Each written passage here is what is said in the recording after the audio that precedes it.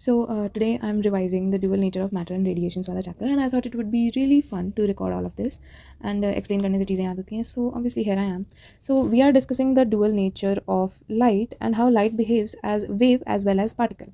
और ये हमें ऐसे पता चला कि light इन दोनों properties में इन दोनों oh my god मतलब वेव की तरह भी बिहेव कर रही है और पार्टिकल की तरफ भी बिहेव कर रही है.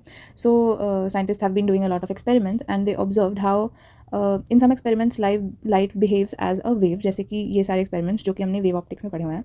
And in some experiments like photo electric effect light behaves as a particle, कि जैसे कि लाइट के छोटे छोटे पार्टिकल्स हों which are also known as photon, which we will be studying about later. I am sorry, मैं ऐसे बहुत वियर्डली बोल रही हूँ. खैर, before starting this chapter we need to understand the electron emission का कॉन्सेप्ट. तो क्या होता है, वी नो कि metals have a conducting nature. Metals electricity को कंडक्ट करते हैं, और वो कैसे करते हैं? Because they have free electrons. और जब वो फ्री इलेक्ट्रॉन्स ये मेटल सर्फेस से निकलेंगे तभी ऑब्वियसली इलेक्ट्रिसिटी कंडक्ट हो पाएगी. तो if electrons do try to escape by themselves from these metal surfaces in electrostatics, कि अगर कोई न्यूट्रल बॉडी है और यहाँ से हमने कोई नेगेटिव चार्ज बाहर निकाल दिया तो यहाँ पे ऑटोमेटिकली पॉजिटिव चार्ज डेवलप हो जाता है. तो ऐसा ही electrons do try to escape by themselves. Metal की सर्फेस पे एक पॉजिटिव चार्ज डेवलप होता है and they will pull the electrons back, so it can't be ejected from the metal surface by itself. So it needs the electron needs some energy to escape and to become a free electron. तो ये जो हम इसे ही electron emission कहते हैं, और ये हम 3 टाइप से करा सकते हैं. एक is thermionic, if we provide some particular amount of heat that is required, और फिर we will have free electrons. या फिर फील्ड एमिशन. सो अगर हम कुछ इलेक्ट्रिक फील्ड प्रोवाइड करें, कोई electric field that electric field will help eject the electrons from the metal surface. And then we have photoelectric emission, जिसमें क्या होता है, अगर हम लाइट प्रोवाइड करें कोई पर्टिकुलर फ्रीक्वेंसी की, we need some minimum frequency which is also called threshold frequency, which we will also be studying further. तो अगर हम कुछ particular amount of frequency provide करें through light, then also electrons can be emitted from the surface. हमने कोई particular amount का frequency दिया and electron gets ejected from the metal surface. Now we will discuss how this energy, मतलब हमें कितनी energy, जो हमें मिनिमम एनर्जी चाहिए इलेक्ट्रॉन्स को इस मेटल से निकालने के लिए, वो मिनिमम एनर्जी क्या है. So the minimum energy required by an electron to escape from the metal surface, और we need to provide some particular amount of energy to eject the electron from a metal surface. That minimum energy is called work function. Work function को हम ये दो symbol से depict करते हैं, this omega naught, and I think this is called psi और phi. I am so sorry, I forgot about this. मैंने mostly theory पढ़ते हैं ना, क्वेश्चंस करती हूँ मैं, तो फिर मैं भूल गई इसे क्या कहते हैं. Anyways, so the unit which we use to denote the unit which we use for work function is electron volt, and it is 1 electron volt is equal to 1.602 into 10 to the power minus 19 joules. If we are solving questions, 1.6 is enough. ठीक है. तो ये जो work function है ये depend किन चीज़ों पे डिपेंड करता है. हमारे पास कोई मटीरियल है तो इसके मैटर की प्रॉपर्टीज़ पे डिपेंड करेगा. अगर हम कोई वुड लॉग ले लेंगे and we try to I am sorry, does that even look like a wood log? I am really sorry, let's just label it as wood. ठीक है, अज्यूम कर लो कि एक वुड का पीस है. तो if we shone the light, if we provide light of a particular frequency on both the surfaces, we know कि metal में से इलेक्ट्रॉन निकलेगा, wood में से इलेक्ट्रॉन नहीं निकलेगा. तो properties of a matter really matter. Properties of a matter matter. That's a pun. Anyways, फिर nature of the surface also determines how the work function would vary. अगर कोई बहुत ही स्मूथ सर्फेस है, the electrons will be easily ejected, but अगर कोई ऐसे rough surface है तो लाइट ऐसे अलग अलग डायरेक्शन से आएगी, it will bounce back and बहुत लाइट का डिफ्यूजन हो जाता है. So removing electron would be a difficult task. So these are the true properties जिन पे वर्क फंक्शन डिपेंड करता है. और considering these properties we know that caesium has the minimum work function which is 2.14 electron volt. हमें सिर्फ इतनी एनर्जी देनी है to eject the electron from caesium metal. तो मोस्टली जब हम फोटो इलेक्ट्रिक इफेक्ट करवाते हैं, in most cases we see that cesium metal is being used, and maximum is platinum. Platinum का वर्क फंक्शन इज 5.65. ये कोई पूछेगा नहीं, ठीक है, so chill about that. But maximum platinum का होता है. हमें बहुत ज़्यादा एनर्जी देनी पड़ेगी प्लैटिनम में से इलेक्ट्रॉन इजेक्ट करवाने के लिए. Now this very important formula right here जो हमें एग्जैक्ट वैल्यू देता है work function of a particular metal की. So omega naught is equal to h nu naught, where h is the Planck's constant, and इसकी वैल्यू होती है 6.67 into 10 to the power minus 34. Oh my God, I am so sorry, मैंने यहाँ पे unit नहीं लिखी. So its unit is joule second, या फिर it can also be kg metre square per second. I think यही होती है. If I'm wrong, correct me in the comments. And then we have nu naught, which is the threshold frequency. तो threshold frequency क्या होती है? We will also be talking about it in later. But for now, threshold frequency is the minimum frequency which is required to eject the electrons from a particular metal surface. Metal surface से हमें minimum कुछ तो frequency देनी पड़ेगी कि electrons निकलें. अगर threshold frequency से कम फ्रीक्वेंसी हम प्रोवाइड करेंगे तो electrons won't be ejected. Next we have to study about photo electric effect. Okay, so now we are on to the photo electric effect. The main हमें यही पढ़ना था. सो फोटो इलेक्ट्रिक इफेक्ट, जैसे कि हमने पहले देखा था कि मेटल्स में से जो इलेक्ट्रॉन इजेक्ट हो रहा है that is electron emission. Now photo electric effect is a whole phenomenon of the ejected electron being received by another metallic plate and then conduction of electricity and generation of electricity, पूरा that whole concept कि हम light की help से electricity produce कर सकते हैं, generate कर सकते हैं. That whole phenomenon is called photoelectric effect and the current being produced here is photoelectric current, I think that. Anyways, so the photoelectric effect is the phenomenon of ejection of electrons from a metal surface sheet, जैसे कि for example cesium, जैसा we already studied about, when a suitable amount of frequency, that is the threshold frequency, is falling on the metal surface or being provided to the metal surface. So these are the three scientists which initially like discovered photoelectric effect while performing, और फिर उन लोगों ने ऐसे बहुत सारे different like UV light से using UV light, using visible light, they tried different frequencies and फिर they determined कि threshold frequency क्या होती है. मतलब initially photoelectric effect was given by these three scientists and not together, like this Hertz did it first and then they did the further. मतलब ये इतना important वैसे है नहीं बट जस्ट नाम के लिए. ओके, तो फोटो इलेक्ट्रिक इफेक्ट में बेसिकली क्या होता है, if you look into this diagram, एक ये लाइट रे आ रही है let's say of a particular frequency new.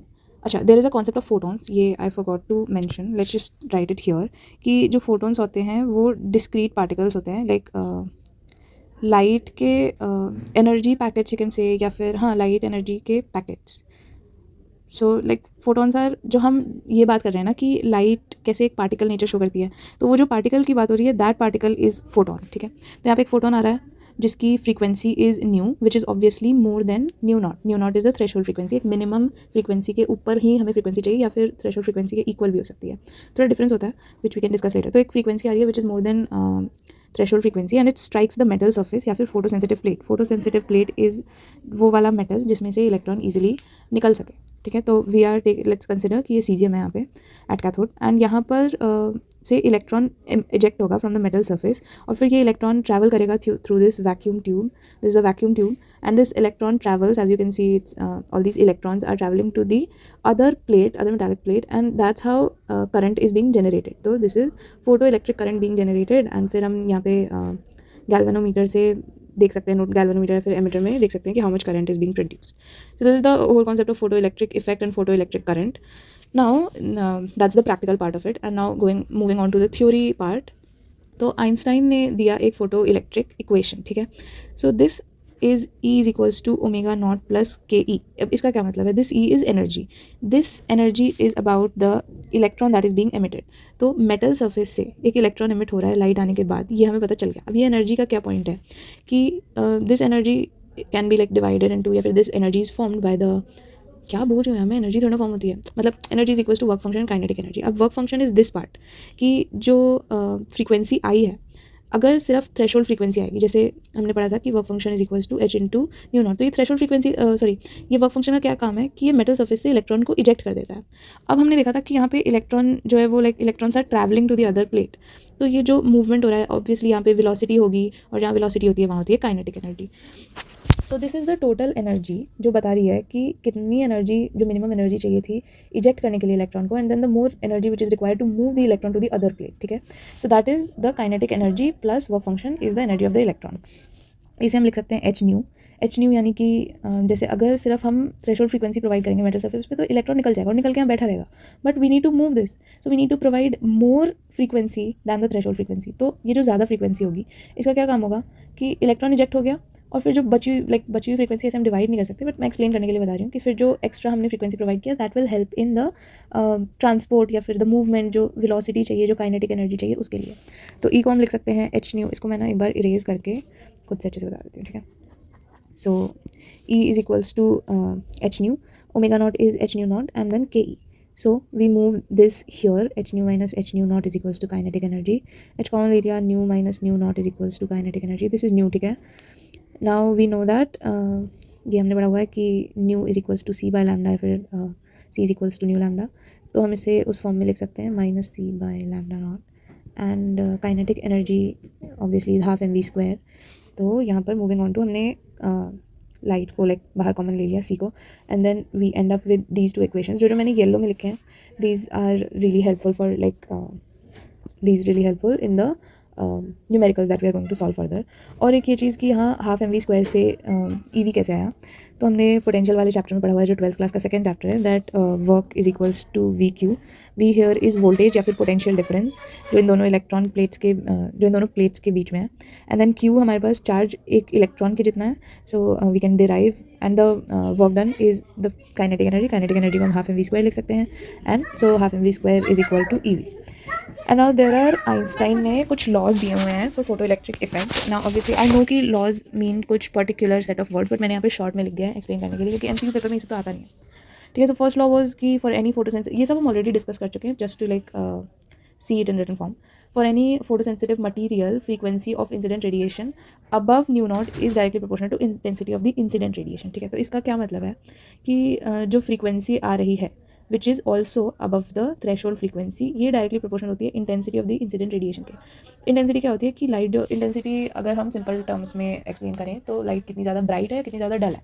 तो जब लाइट ज़्यादा ब्राइट होती है ना, like if the light is really bright, it means कि उसमें नंबर ऑफ फोटॉन्स ज़्यादा हैं.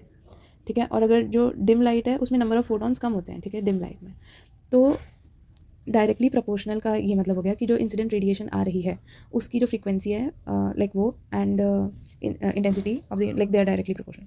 हाँ. तो intensity is number of photons per unit area. Per unit area कितने फोटॉन्स फॉल कर रहे हैं, ज़्यादा फोटॉन्स फॉल कर रहे हैं मतलब इंटेंसिटी ज़्यादा है. And there is also one more important point कि एक फोटॉन सिर्फ एक ही इलेक्ट्रॉन को इजेक्ट कर सकता है. तो like it is very obvious कि अगर इंटेंसिटी हाई होगी तो नंबर ऑफ इलेक्ट्रॉन ज़्यादा लाइक इजेक्ट होंगे. ठीक है. Second law is cut off frequency below which. हाँ. तो अगर थ्रेशोल्ड फ्रीक्वेंसी से हम कम फ्रीक्वेंसी प्रोवाइड करेंगे तो फोटो इलेक्ट्रिक इफेक्ट नहीं होगा. ठीक है. Third law is above nu not stopping potential equal.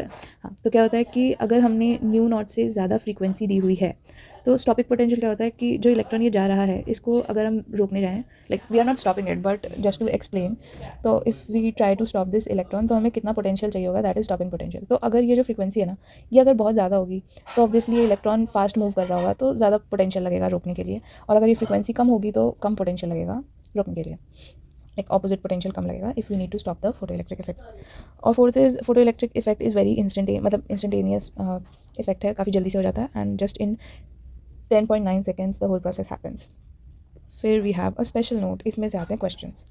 ठीक है. तो जैसे मैंने भी बताया था कि जो मेटल सरफेस है उस पर जो फ्रीक्वेंसी फॉल कर रही है which is also more than new not, क्योंकि अगर न्यू नॉट से कम होगी, नहीं सॉरी उल्टा कर दिया मैंने, अगर न्यू नॉट से कम होगी तो इट इज़ वेरी ऑब्वियस कि फोटो इलेक्ट्रिक इफेक्ट होगा ही नहीं.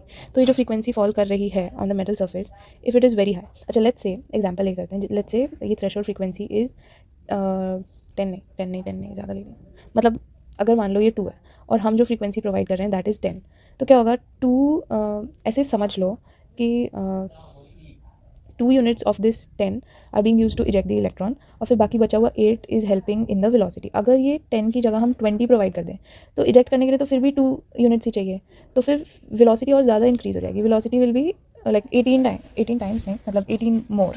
तो हम जितनी ज़्यादा फ्रीक्वेंसी प्रोवाइड करेंगे ना उतना velocity of electrons will increase. Velocity increase होगा तो काइनेटिक एनर्जी भी इंक्रीज होगा क्योंकि हाफ एम वी स्क्वायर, और जितनी ज़्यादा स्पीड से इलेक्ट्रॉन जाएगा उसको रोकने के लिए उतना ज़्यादा पोटेंशियल चाहिए, तो स्टॉपिंग पोटेंशियल भी ज़्यादा होगा. बट इससे फोटो इलेक्ट्रिक करंट पे कोई इफेक्ट नहीं पड़ेगा, विच मीन्स कि जो करंट प्रोड्यूस हो रहा है वो उतना ही प्रोड्यूस होगा. इससे सिर्फ लाइक वेलोसिटी इंक्रीज होती है और स्टॉपिंग पोटेंशियल इंक्रीज हो जाता है. अब talking about intensity, I have already explain how intensity means number of photons. तो अगर इंटेंसिटी लाइट की ज़्यादा है मतलब ज़्यादा नंबर ऑफ फोटॉन्स आ रहे हैं. अब एक फोटॉन एक इलेक्ट्रॉन को इजेक्ट कर रहा है, तो जितने ज़्यादा फोटॉन्स आएंगे उतने ज़्यादा इलेक्ट्रॉन्स इजेक्ट होंगे. तो अगर बहुत सारे इलेक्ट्रॉन्स इजेक्ट होने लगे तो photo electric current will increase. Speed same ही रहेगी, स्पीड चेंज नहीं होगी. वेलोसिटी, ये वेलोसिटी है, ये न्यू नहीं है. Nu is written like this and velocity is written like this. तो जितने ज़्यादा इलेक्ट्रॉन्स एमिट होंगे उतना फोटो इलेक्ट्रिक करंट इंक्रीज होगा. वेलोसिटी पे कोई डिफरेंस नहीं आएगा. वेलोसिटी चेंज नहीं होगी तो काइनेटिक एनर्जी भी चेंज नहीं होगा और स्टॉपिंग पोटेंशियल भी चेंज नहीं होगा. ठीक है. नाउ इन सब जो मैंने अभी एक्सप्लेन किया कि कौन से उससे कैसे वेरी करता है, लाइक कौन सी प्रॉपर्टी चेंज करने से क्या प्रॉपर्टी चेंज होगी, this helps in plotting of some graphs which are very important. अब जैसे कि हमें ग्राफ प्लॉट करना है between photo electric current and intensity. तो हमने कैसे देखा था कि जब इंटेंसिटी इंक्रीज़ हो रही है तो नंबर ऑफ फोटॉन्स इंक्रीज़ हो रहे हैं, नंबर ऑफ इलेक्ट्रॉन्स इंक्रीज़ हो रहे हैं और फोटो इलेक्ट्रिक करंट भी इंक्रीज़ हो रहा है. तो this will be a straight line, right. अब अगर फ्रीक्वेंसी इंक्रीज़ हो रही है तो काइनेटिक एनर्जी और स्टॉपिंग पोटेंशियल पे कैसे फ़र्क पड़ेगा? वी ऑल्सो सॉ कि ये भी स्ट्रेट लाइन होगी, but if I draw it like this, it is wrong, it is not correct. क्यों? क्योंकि एक पर्टिकुलर थ्रेशोल्ड फ्रीक्वेंसी के बाद ही फ्रीक्वेंसी इंक्रीज़ होती है, तो यहाँ तक तो कोई काइनेटिक एनर्जी, कोई स्टॉपिंग पोटेंशियल नहीं होगा, और फिर इस पॉइंट के बाद से we will observe a straight line. ठीक है, उसके बाद दीज आर इंपॉर्टेंट।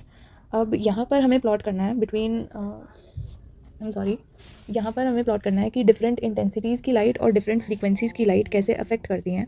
तो if we are giving like different intensities, तो like let's say this is I1, तो स्टॉपिंग पोटेंशियल पे ऐसा ग्राफ बनेगा। ठीक है, this is I1।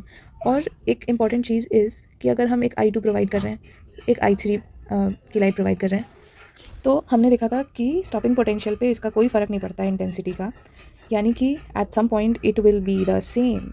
So this is I2. Why did I say it like that? It will be the same. I sound like my teacher. Sorry. And this will be I3. So the point to note here is intensities can be different, but stopping potential will remain same. और अगर हम different frequencies provide करेंगे, तो हमने देखा था कि different frequencies का फ़र्क पड़ता है stopping potential पे। और like if we provide same intensity की light of different frequencies, we can do that, right. हमने ये डिस्कस किया हुआ है कि इंटेंसिटी और frequency are two different things. कितनी ब्राइट लाइट है और कितनी डिम लाइट है, दैट इज़ इंटेंसिटी। तो इसका लाइक जो इफ़ेक्ट पड़ता है, तो इसका जो इफेक्ट पड़ता है that is different stopping potential आएगा, क्योंकि फ्रीक्वेंसी डिफरेंट है बट इंटेंसिटी सेम है। तो it will go like this other one will go like this, and it will merge, right? So this is the graph of where we have different frequencies, and like this is, let's say, new 1, new 2, and CRT में भी शायद ऐसे ही दिया हुआ है, and new 3. So new 3 is more than new 2 and new 1. Intensity same है. This is the saturation current. ठीक है, current इससे ज़्यादा increase नहीं हो रहा है, as you can see. So this is the saturation current, and this is the graph. These are the different frequencies that are being provided, but the intensity is the same. एक important चीज़ जो miss हो गई was that अगर यहाँ पर एक कोई graph आ जाए क्वेश्चन में which has two different metals given, एक metal B and metal A, ये ग्राफ एनसीईआरटी में भी दिया हुआ है, and both have a different threshold frequency, let's say this one was 2। तो क्वेश्चन आ सकता है कि किसकी थ्रेशोल्ड फ्रीक्वेंसी ज़्यादा है। Obviously just look at this axis, x axis, and you will see जो आगे है that has like a higher threshold frequency, तो मेटल बी की फ्रीक्वेंसी ज़्यादा है दैन मेटल ए। ठीक है, नाउ वी हैव डिस्कस्ड इस दिस पार्ट में, ये वाला जो पूरा था, this was about the dual nature of radiation, and the next part we will be discussing the dual nature of matter. ठीक है, तो फॉर मैटर हम एक इलेक्ट्रॉन को ही कंसिडर करेंगे, लाइक वी विल कंसिडर कि एक इलेक्ट्रॉन कैसे वेव नेचर और पार्टिकल नेचर शो करता है। वी हैव बीन थिंकिंग, क्योंकि हमने पहले से पढ़ा हुआ है कि इलेक्ट्रॉनिक पार्टिकल है जो कि न्यूक्लियस के अराउंड रिवॉल्व करता है, but electron also shows wave nature and it is really strange. और ऑल्सो कि अगर कोई माइक्रोस्कोपिक ऑब्जेक्ट, कोई बड़ा ऑब्जेक्ट है, जैसे कि लाइक एक टेनिस बॉल हो गई, तो tennis ball won't be showing dual nature, won't be showing wave nature. तो बहुत ही माइक्रोस्कोपिक पार्टिकल्स में ही वेव नेचर ऑब्जर्व कर सकते हैं हम, and de Broglie gave his hypothesis, and then there is Heisenberg नहीं, what was his name? There was a uncertainty principle. I guess Heisenberg नहीं दिया था. So all of that we will be discussing in the next part. So yeah, I'm going to solve the questions of this topic, and I hope you do too. Okay, bye bye.